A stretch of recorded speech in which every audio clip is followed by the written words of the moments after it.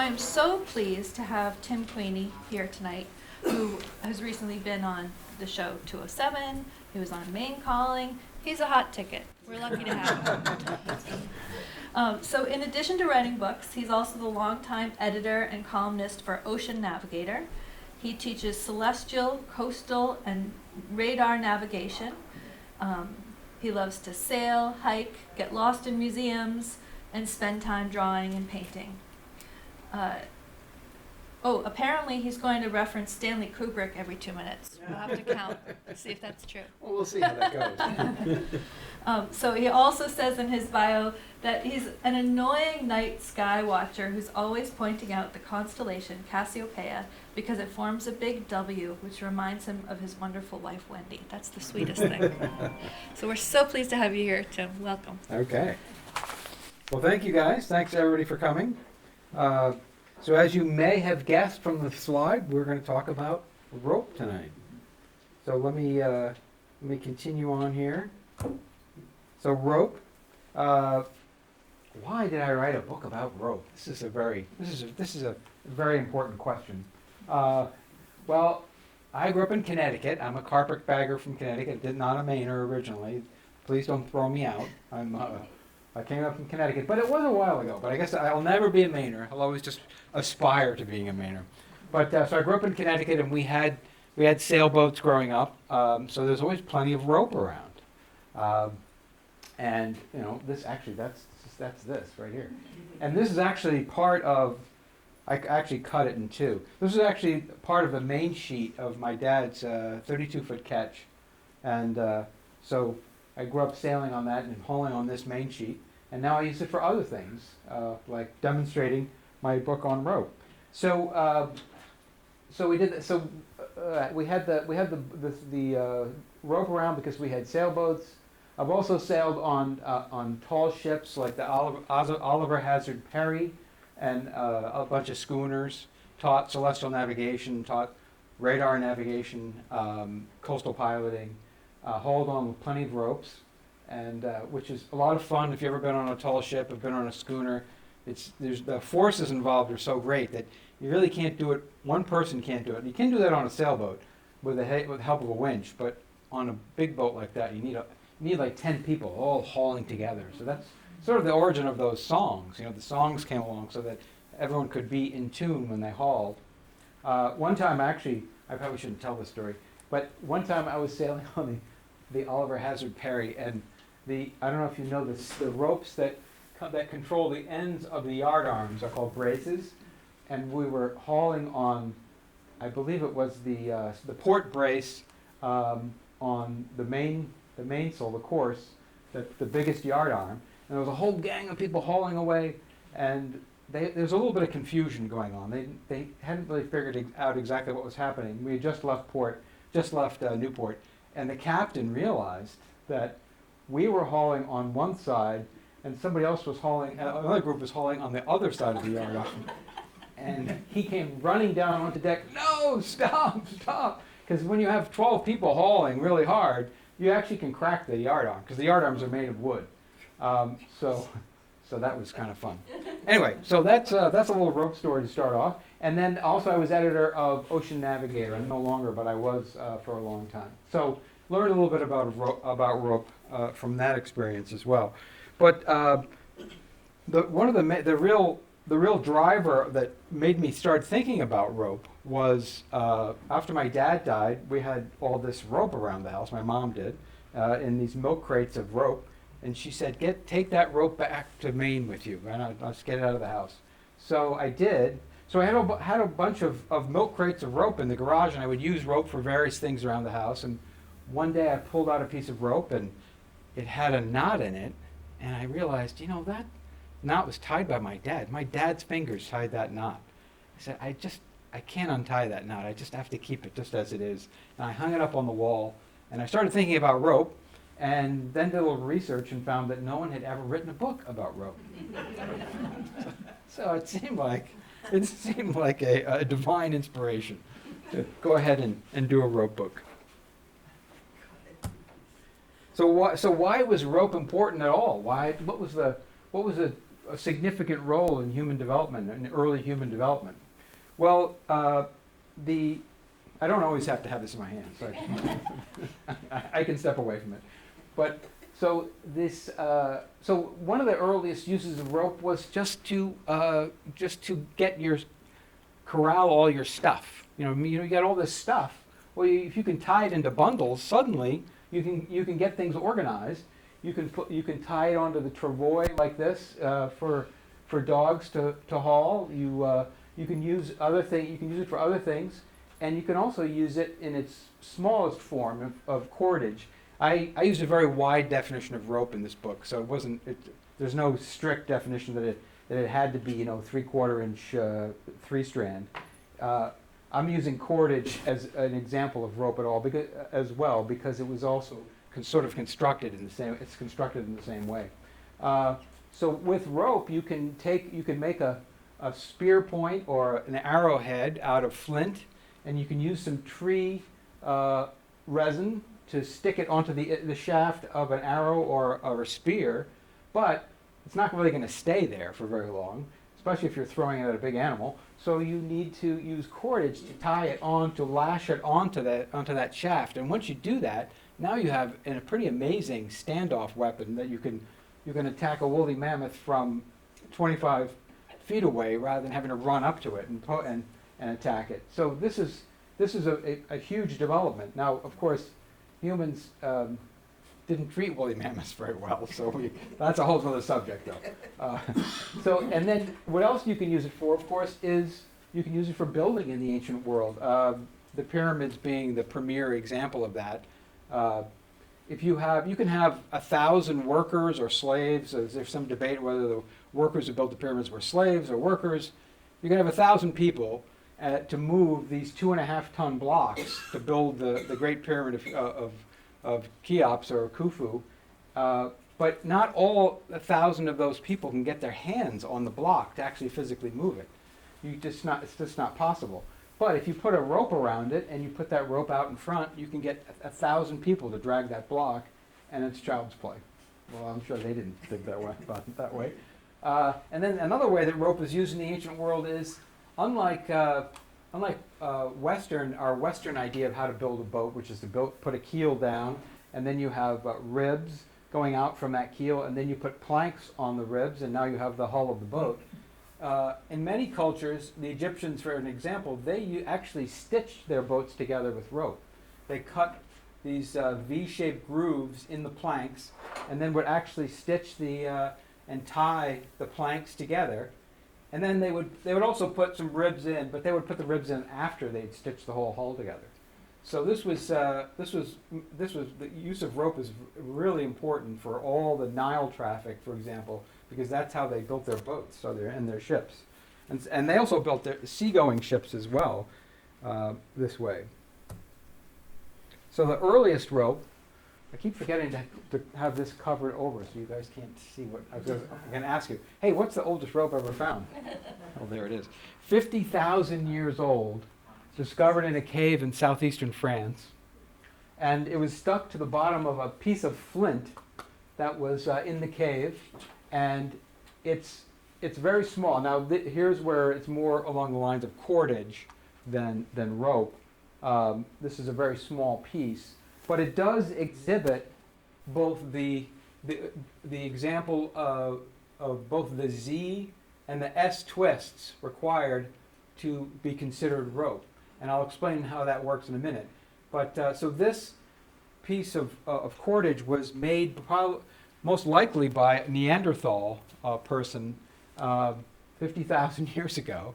And what the scientists who discovered this, they make the case in the paper that they published about this, that this demonstrates that these people had abstract mathematical thinking, that they could actually remember that they twisted one strand one way and then twisted the other strand the other way to make this 3-strand cordage. So it's pretty amazing. And this is the only one that survived the 50,000 years because, of course, rope was made from plant material and it would tend to rot away. So there's not very much very old rope around. They're very this was a great discovery. And who knows, since there's rope that was from 50,000 years ago, maybe there was rope from 70,000 years ago. We haven't found it and may never find it. So how do you actually make rope? What is this whole twist thing? Actually, you know what I'm going to do is I'm going to go, well, now we'll go this way.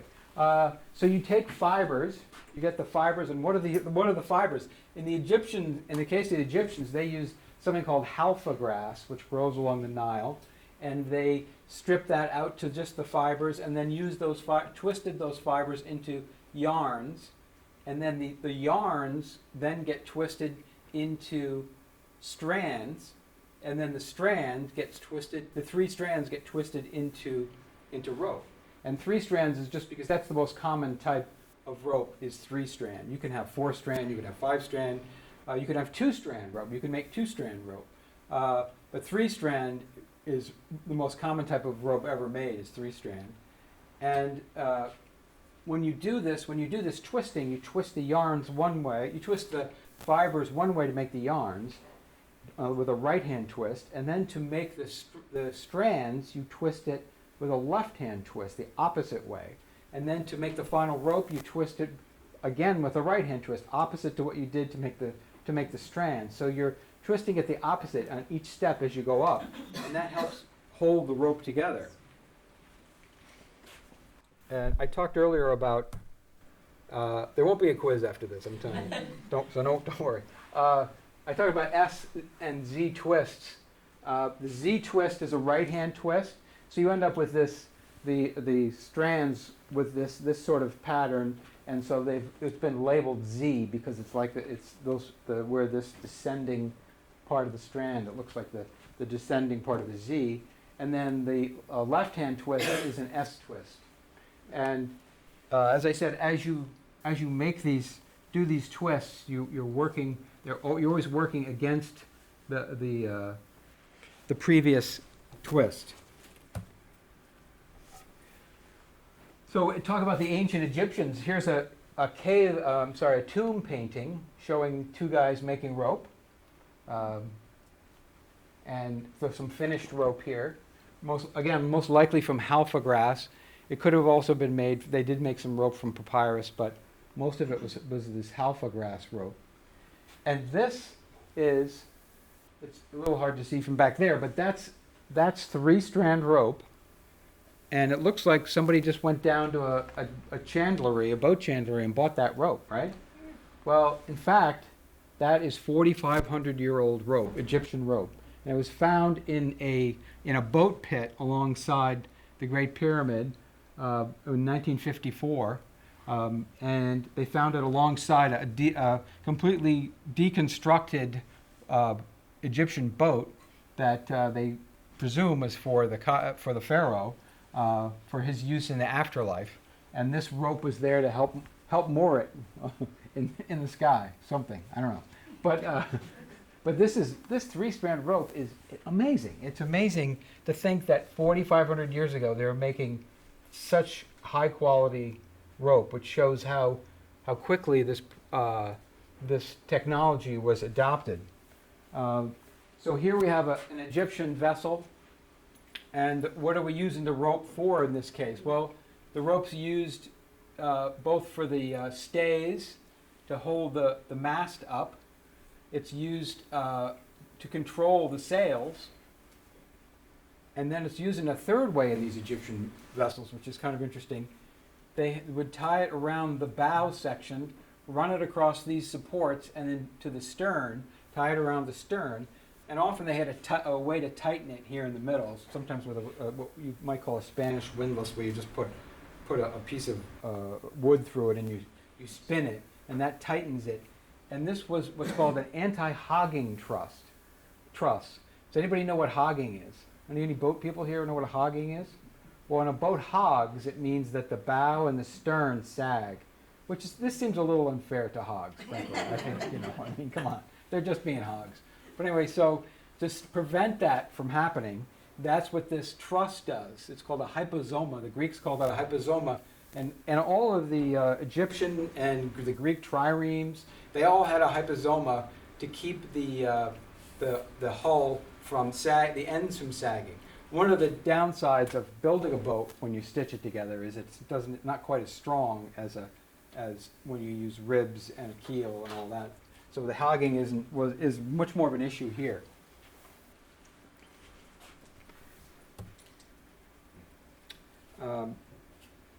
But wait, let's go back. Hold on. Actually, let's go back because let's do the rope demonstration. I talked about the twists, twisting one way and twisting the other. But there's also another way that the strands of rope are strong. But in order to do this, I need an arm. Can someone? Okay, great. Can you come up here and stick your arm out? Okay. All right, thank you. This almost always, well, sometimes there's very little case of injury. So I'm just going to see that you'll note the end. I'm not tying that. I'm not stapling it to her arm. I'm not gluing it to her arm. Which I appreciate. I'm doing none of those things, but I'm just merely wrapping this rope around her arm. Right now, if I pull on the rope, what happens? Does it come off? Does that hurt? Sorry if it hurts. The rope doesn't come off, but it's not attached in any way. But what's happened here is that, thank you very much. What's happened here is that it's formed this helix, and as you pull on the rope and it gets stressed, that helix collapses on itself. The three strands collapse on themselves, and they get even tighter. And that's why you have your finger traps. So if you stick your fingers in the end of that thing and try to pull it apart, what happens, of course, is that those traps are made up of multiple helixes of material, and as you pull on them, the helixes collapse, and that's what traps your fingers. It's probably one of the least fun toys ever because you use it once and then that's it. Well, you can keep those. Those are for you to take home. Okay, so it wasn't just the ancient Egyptians, it was just about every culture used rope. And I think one of the most amazing cultures to use rope were the Austronesians and the Polynesians with their settling of the Pacific. And they also made voyages into the Indian Ocean as well. But it was really the settling of the Pacific that's just amazing. I think it's the most impressive example of voyaging by any group of humans. This is an outrigger canoe. They didn't really go for the really long voyages on a canoe like this, but this does show you that this thing is lashed together. This is rope here, rope here. This is rope here. So they would actually lash their boats together using rope made from the fiber from coconuts, the outer coconut husk.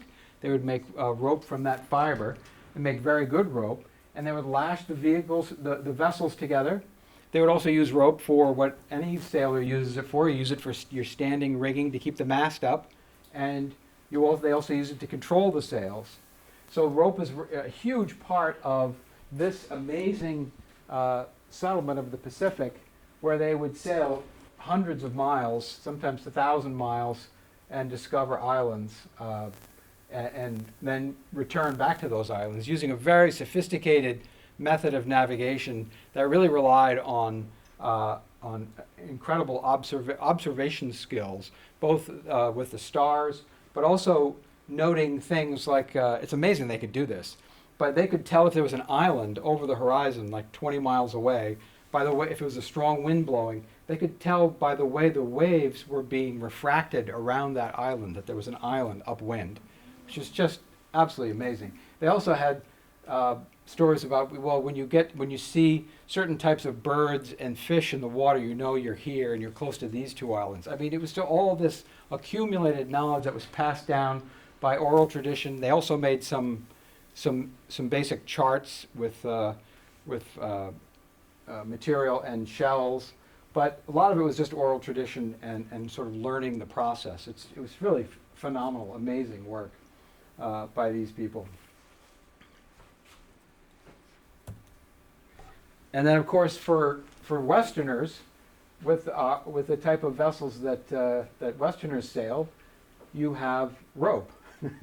You really could not operate any of the vessels from the age of sail. So for many hundred years, when you were, when sail was the primary propulsive force, you really can't operate this vessel without rope for the standing rigging. Again, the standing rigging is what holds the masts up so they don't fall down.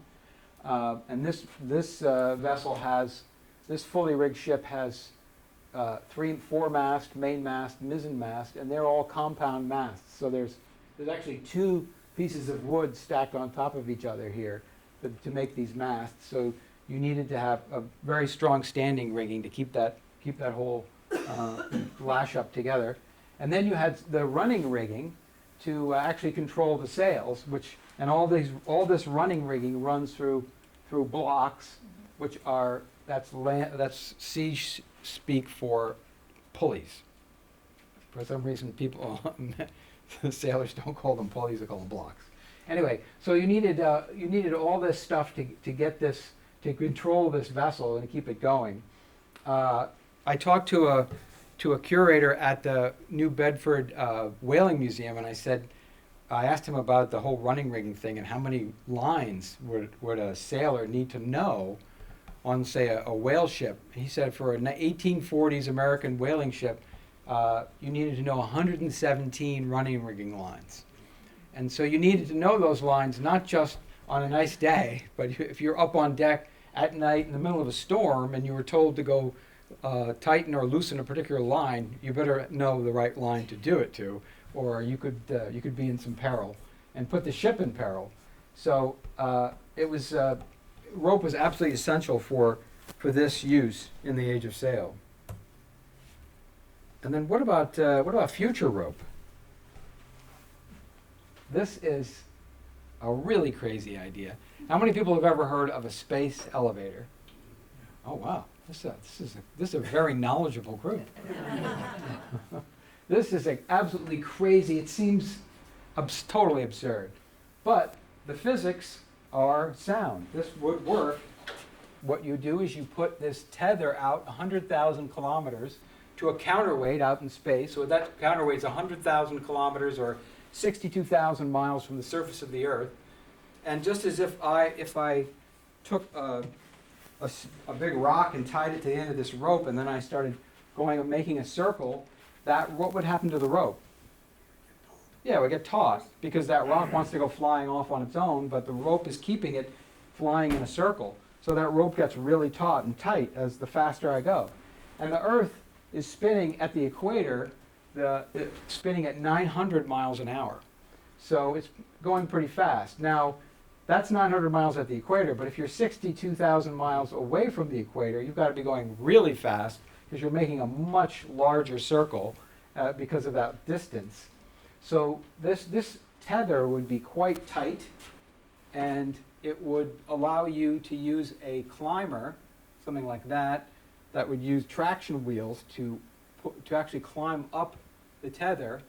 And once you get up to geostationary orbit distance, 23,000 miles, you open the doors of your climber and you push the satellite out, and now it's in geosynchronous orbit. So you don't need any rockets. There's no rockets required here. Also, this thing, that counterweight is moving so fast. It's moving around 17,000 miles an hour.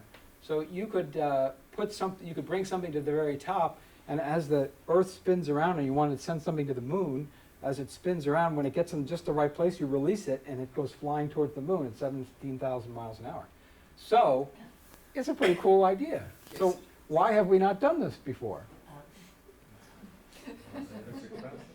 Well, it's expensive, but it's also a lot of stuff, but there's never been material strong enough to do this.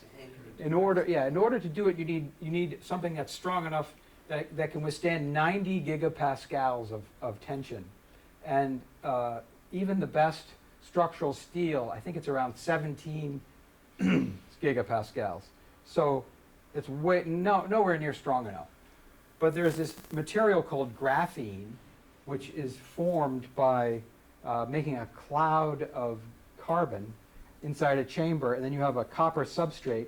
And with the right conditions, that copper cloud will descend and form a structure on the copper, and it forms these hexagonal rings with a with a bond that's the strongest bond in nature. There's nothing stronger than what these carbon atoms do. And then you can put more carbon mist in there, and it descends and forms another layer, and it attaches to the first layer with a very strong bond, not quite as strong a bond as the bond between the individual atoms. And then you just keep doing this until you've got something that's 26,000 atomic layers thick, which is still really thin. It's like the thickness of a hair. And this all sounds crazy. But you have a tether that's about 1 meter wide and basically disappears when you look on it edge on. And it's incredibly strong. So one thing for example, you wouldn't want to do with this is you wouldn't want to fly an airplane into it, because who would win, do you think? The tether. They think that one of these tethers would cut an airplane right in half. So you can't have any airplane flights near it, and you don't want it being struck by lightning because it's carbon and it's highly conductive. So where are we going to put this thing? It turns out that if you go to a spot right about 1,300 miles off the coast of Ecuador, right along the equator, there are no storms, there are no airline flights, and with no storms, that means there's no lightning strikes, and there's no airplanes to hit the thing. So it's a perfect place to put this in. So you put it on a oil rig type floating platform, and it's dynamically positioned so that when you have space debris that's flying around in orbit, it can see where you can find out where the space debris, because it's all tracked by radar by North American Air Defense Command.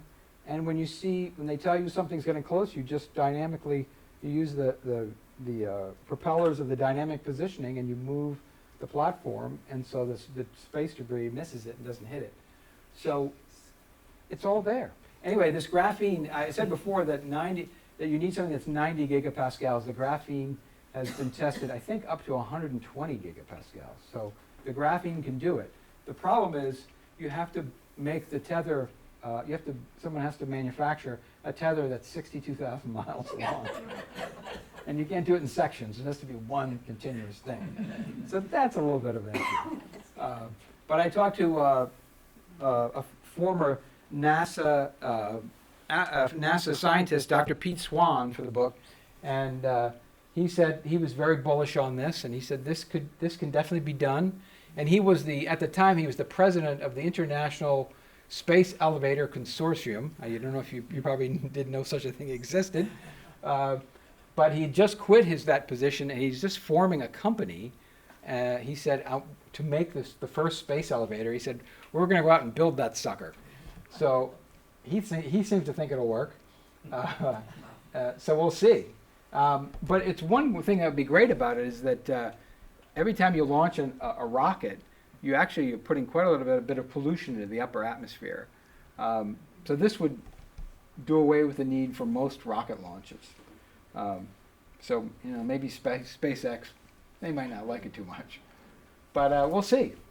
It would be very cool if they could actually build such a thing, and that's where this tether, this graphene tether, is where I go back to saying that I use a very wide definition of what is rope. Is this rope? Well, it's not 3-strand rope, but it is put together in layers, and it's doing sort of the job of rope. So we'll think of it as future rope. If this particular thing ever gets built. I'm just going to continue on here. I just want to talk a little bit about rope production, because this is pretty amazing. These buildings that were called rope walks that were built to make rope.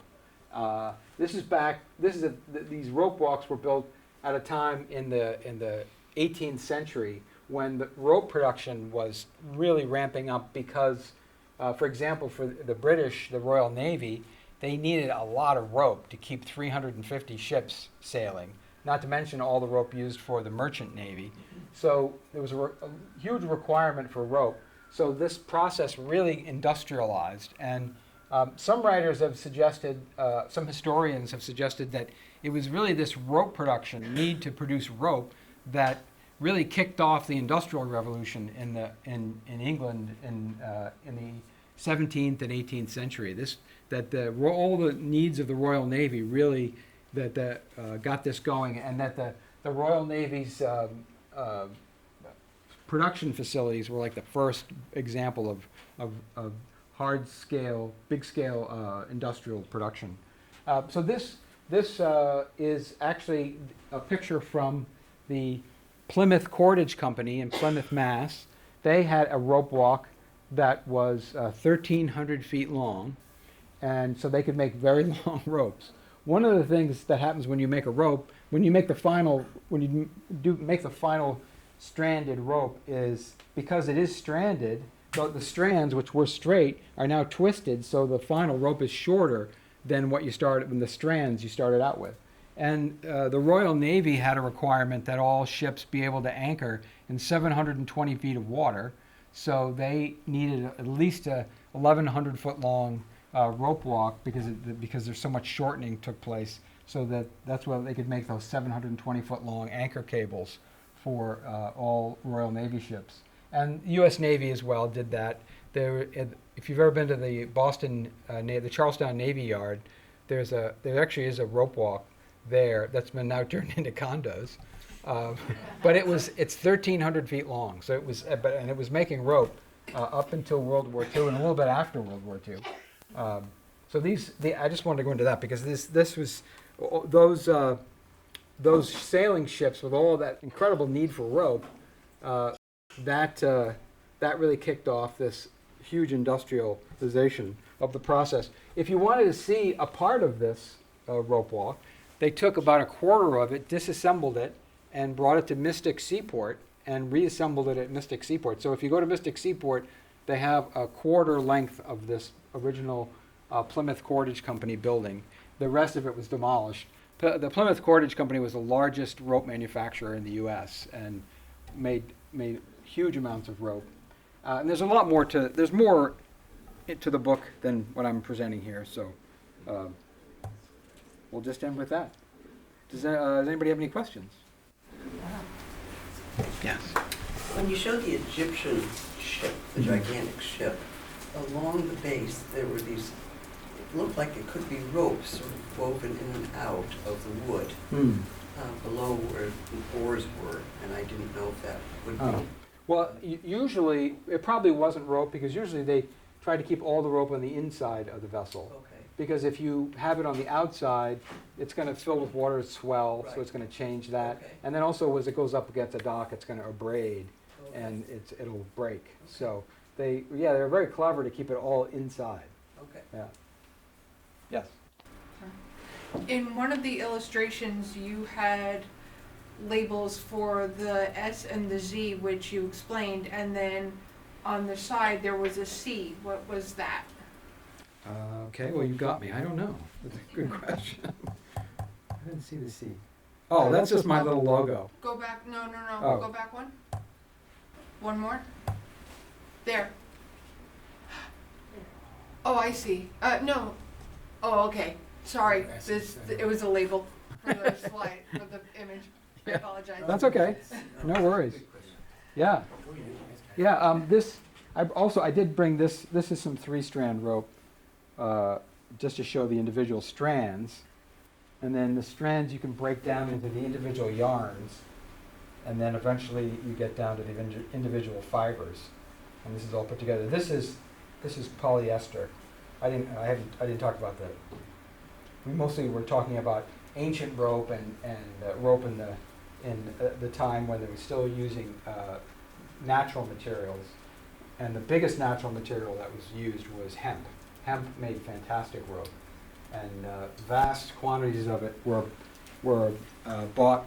grown in Russia, in Ukraine, and Napoleon tried to defeat the Royal Navy at 1805 at Trafalgar, and he failed.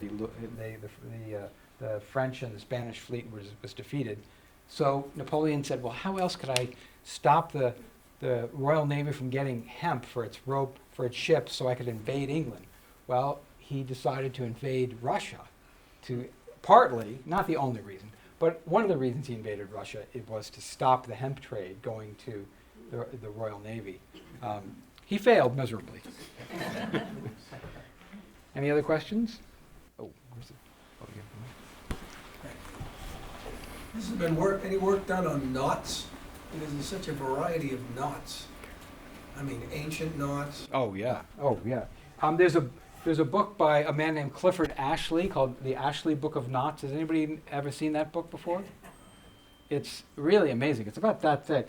There are 3,800 knots in that book, and with descriptions of them. There are many, many knots out there, and not only did sailors need to know which running rigging line to haul on, but they also needed, of course, to know their knots as well. And one of the things that they did to demonstrate that they knew their knots was in the age of sail. Of course, in the age of sail, there was no social media, no TV. So when they're off watch, and a lot of these guys were unfortunately illiterate, so they couldn't read. So they made they did rope work. And one of the things they did was to decorate their ditty bags with various pieces, various knots and various bits of rope work. And it was kind of an advertisement to show anybody the people who might hire them aboard the next boat to show that they knew their knots. So there are a lot of knots to learn.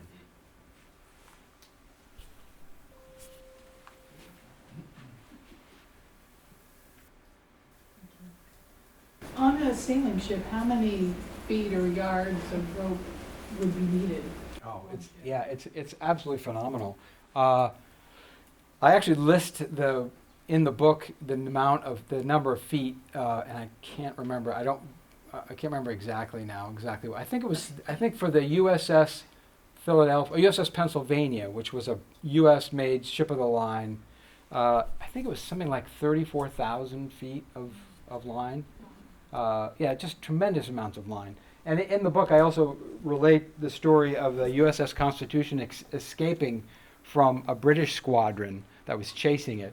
And one of the ways they escaped was they put all the spare line that they had on board into one tremendously long, mile-long hawser, and using a smaller anchor called a kedge anchor, they put that aboard one of the ship's boats because there was no wind. They were trying to get away from these British ships, and there was absolutely no wind. So they put this anchor aboard one of the ship's boats, rowed it a mile out in front of them, and then dropped it. And it went down to the seabed. And they were off the New Jersey coast, so the water wasn't tremendously deep. And it sunk onto the sea bottom, and then the sailors all got around with this big windlass called a capstan, and they slowly dragged the ship toward the anchor until they got to the point where the anchor was. They pulled the anchor back up again, brought it back out, dropped it, and repeated the process. And they did this for like 2.5 days. It was just unbelievable amount of work. And the British squadron, there was like 6 British ships, and that were chasing them. They, of course, saw the Americans doing it, so they started doing it too. And this ridiculous slow-speed chase went on for a couple of days before, luckily, the wind filled in, and the Constitution got the wind first, so they were able to spread sail, and they pulled out ahead of the British. And the Constitution was known to be a good sailor and pretty fast, so they managed to escape this British squadron. It's a great story.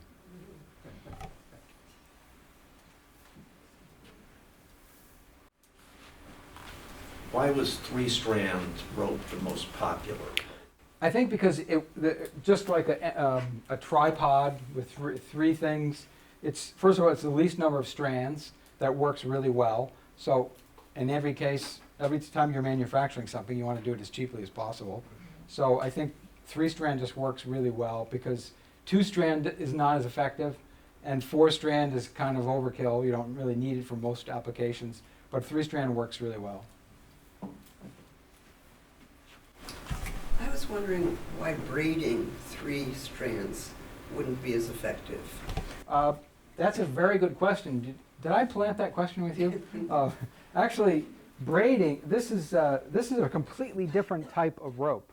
This is based on it has an interior core of rope material, and this is all synthetic. This is not natural. It's I believe it's all polyester, but it has a polyester core, and then it has this outer covering, which is actually a braided cover. And it's only the real purpose for the braided cover is to protect the inner core, which is where the real strength is. And this type of rope, this type of rope is called a Kernmantel rope, and it was developed by a German alpine company after World War II, and it really took off in the alpine world. And in the marine world too. I mean, most marine ropes, or at least half marine ropes, are braided Kernmantel type ropes, as opposed to 3-strand. 3-strand you can use for, it's good for alpine use, but you do have the abrasion issue. When you're abrading any one of these individual strands, you're weakening the rope, whereas the real strength of a Kernmantel rope is in the interior of the rope, so that you can abrade the outer cover and you're not really taking much from the actual strength of the rope. But thank you for that question. Each chapter I think you call strands, which is fun as you go through, but Oh, right. I couldn't help but think that in each one you could have like taken an even deeper dive, and maybe in your research you did, but I would come to the end of a strand and kind of think, wow, I know there's a whole lot more here.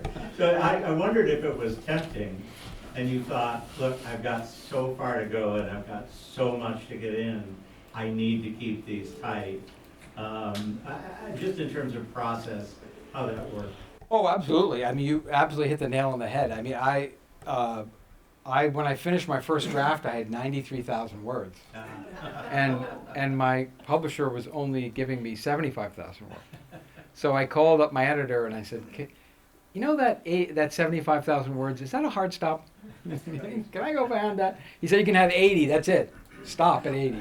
So I had to cut 13,000. And even that 93,000 was nowhere near as much as I could have written about. But I realized also that not everybody is a rope nerd like me. I mean, at some point I am going to start boring people with some of this stuff. Yeah, so that's a great point. It was really fun, and I thought the research was really great. But you know, anytime you're doing research, the biggest danger is you go 2 hours down a hole and realize I can't really use this material. I got to get back on track. So, but again, for research nerds like me, that's tremendous fun. Oh, we got one in the back.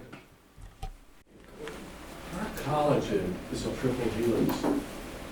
Did you investigate this as to whether it's spinning or it's an amino acid that's rigid in its bond, and then glycine, which is, and they have to be spaced at 3, as I remember. I always thought they curl the same way, but maybe they don't. Maybe they're implying. You mean the DNA structure? No, it's not a DNA structure. It's our collagen, the sinews in our body. Oh, the collagen. Okay, right. The collagen's made of. Yeah, I mean that's great. That would have been part of my more than 93,000 words. But yeah, that's an interesting point. I actually didn't know that. That's a great point. And of course the DNA structure is a helix as well. So there's something in. That's a double helix. The double helix, right? Yeah. Double helix. Was it discovered that some knots worked better with, say, the hemp ropes versus the cotton ropes or something? I'm just curious because, you know, sometimes those knots work on one type of rope and sometimes not at all. Yeah, that's right. Because and especially you find that to be the case with synthetic rope. Synthetic rope is very slippery and certain knots don't work very well with it, where others do. I would say that the natural fiber ropes, if this was a hemp rope or it was made from flax or made from manila, which I didn't even talk about manila. Manila is amazing stuff too for rope. It actually comes from fibers from a plant in the Philippines that's a close cousin of the banana plant. So it's very similar to the banana plant. But anyway, yes, I think with this type of natural rope, there's so many little fibers sticking out all the time that there's a tremendous amount of friction when you make a knot. So I think most knots are much more sort of universal across natural fiber rope. But it's a great point that some synthetic rope, especially something like Kevlar, is very slippery and would require specialized knots. How long did it take you to write this book? Well, it took me a year because I somewhat foolishly told the publisher that I could do it in a year. I was kind of hoist by my own petard there.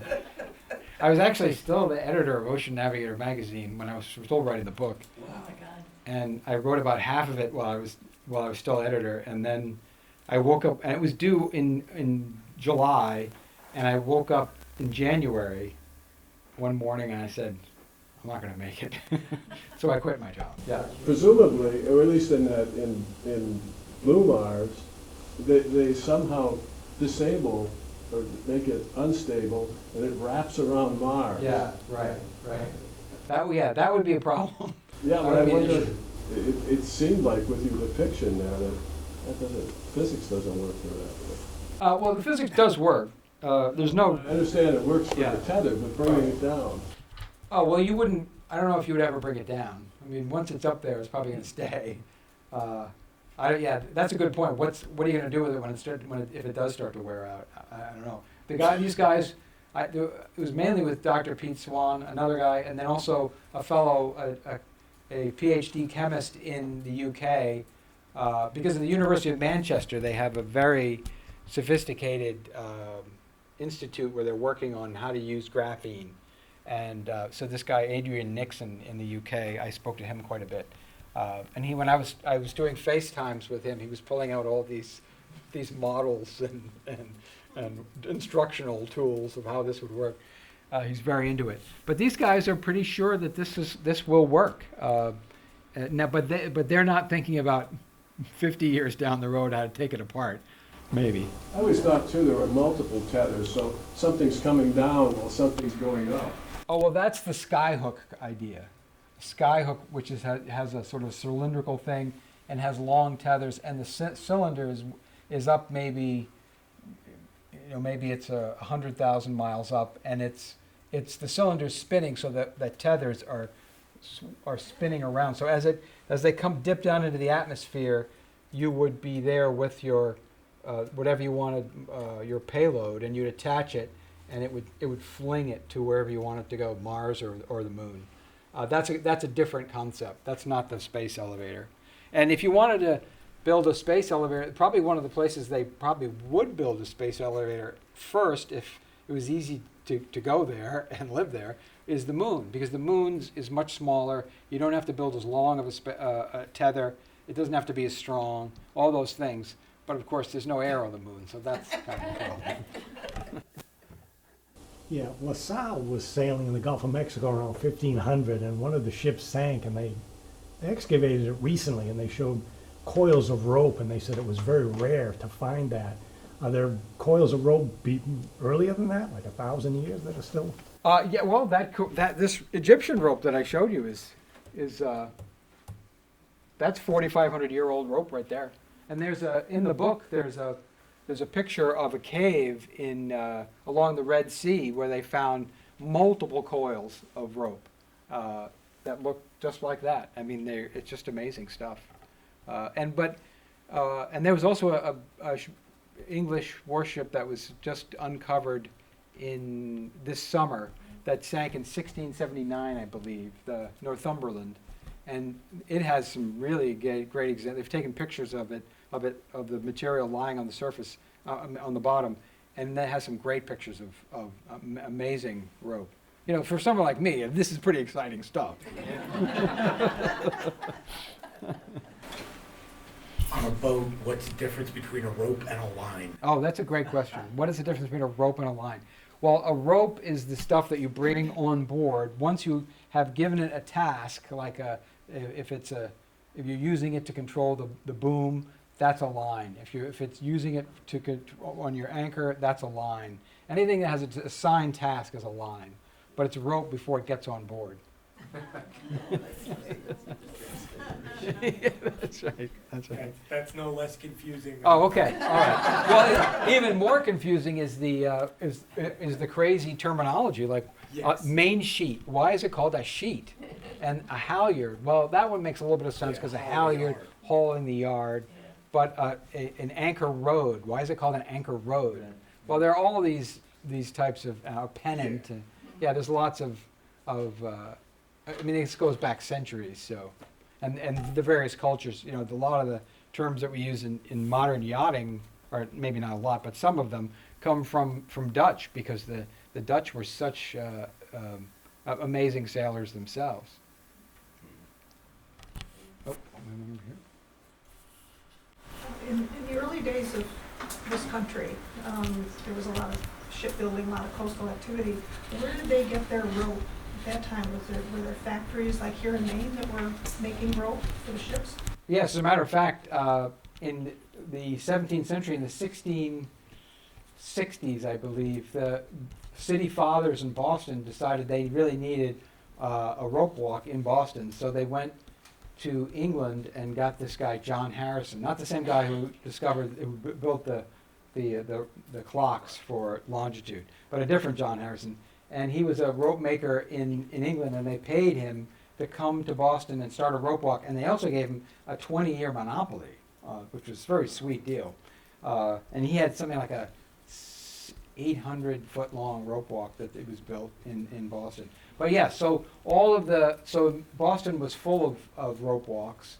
At one point, right after the Revolution, the job of being a rope maker was the single largest occupation in Boston of people who were working in mechanical type trades.